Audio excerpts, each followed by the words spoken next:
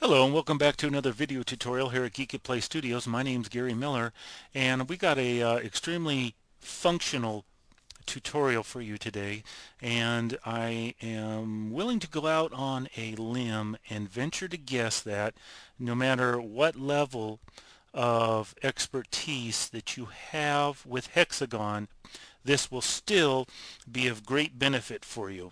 It took me a long time to figure out how to get this particular tool to work so it will do what I wanted it to do. And that is, I have three buildings here set on a base, but the base is not important. It's just a base for the buildings to rest on. And all of them are three varying sizes. I have building 1, a small little squatty thing. I have building 2, this much taller one, and it's wider than building number 1. And my third building is a little bit shorter, but it's also wider than building number 2. What I want to do is I want to make these into like apartments. And I'm happy with the size of the first one. I'm happy with its width and its height and its location. I don't want to move it.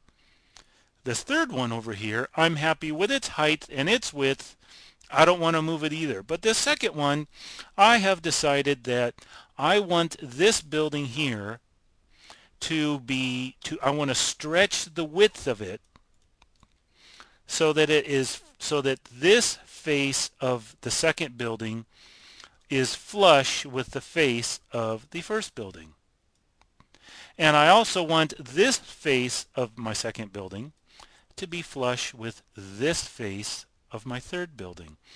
Well, for the longest time, the best I could do was eyeball it and move it over till it starts cutting into the first one, and then I'd come back over here, select a face, and move that over till it cuts into the side of the third one. And okay, well, that looks good.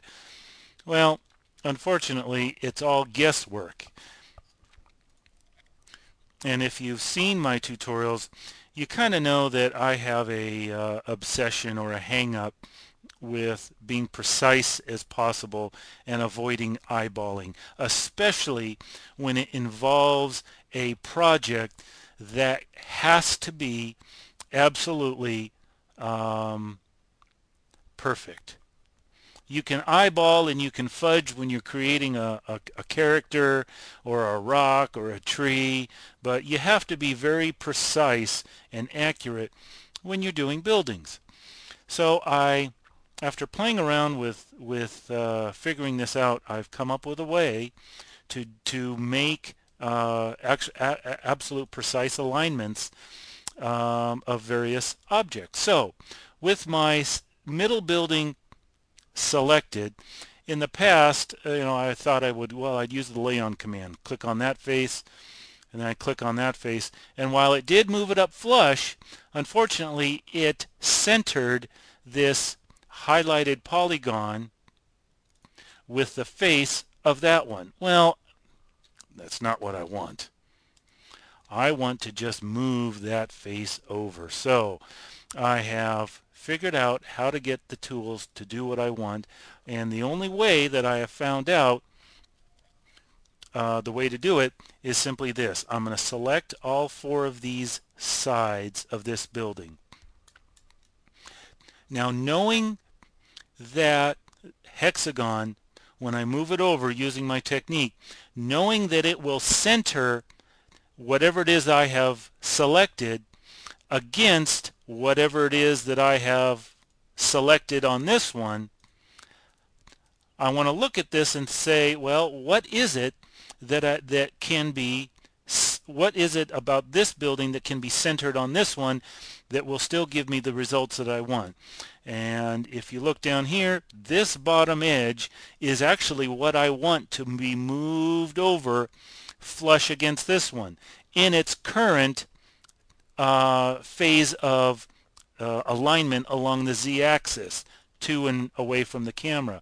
So with these four edges selected, I will come over here to Utilities and use my Snap Alignment tool. I'm going to hide my base. If I select this edge, rotate around a little bit, you can see that that edge is selected because it leaves that yellow diamond behind. If I select that edge, now come over here to my building, my target building, select that bottom edge, it moved that whole face, or all four of those and this is important, pre-selected sides over. If I had just selected this bottom one, the tool would not have worked, and I'll show you. Let me hide my base. Well, let's try it without selecting. Snap a line, I'll select that.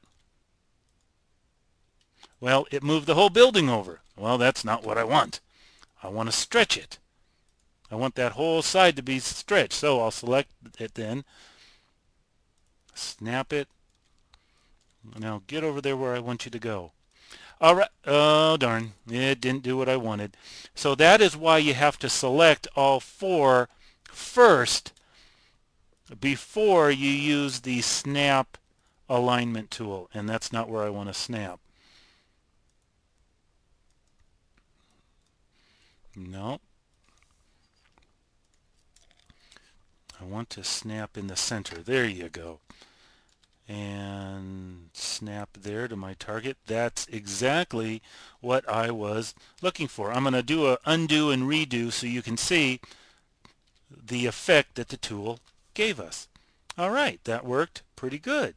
Now I want to do the same thing to this side of the building, and I'm going to use the exact same technique. With all four selected, I'm going to come up here, snap on my object building, and now I'm going to click on my target building. And there we go. I stretched my middle building to fill in the gap between my two outer buildings without moving my building at all. All I wanted to do was just stretch it, and I've done just that. Well, now I've changed my mind. What I want to do now is, I'm happy with the width of the building, but now I want the front of the building to be lined up even with this building number 3 over here. Just like that. And again, I don't want to move the building over. I just want to stretch the front of it to line up flush. So how do we do that? Well, we can't use what we did, the same method we used before by selecting the 4 edges, because, now I mentioned this earlier, you know, in hexagon, when you align one edge against the other, it's going to center it as it aligns it. And so what we would be doing is creating an alignment that looked like that. Well, that's not what I want. However, ideally, in its most simplistic manner, I want that edge to come up with that edge. So instead of selecting edges, I'm going to select points. Select all 4 of those points. Now I can hit my snap alignment tool, snap my object corner or my object point, and on my target building, snap there. And now let's do an undo redo and see what effect we have achieved. Exactly what I was wanting the tool to do.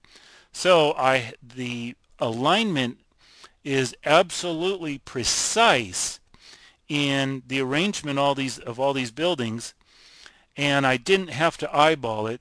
I didn't have to resort to guesswork, and it is all very professionally done and laid out. And it was all done very easily by using the Snap Align tool.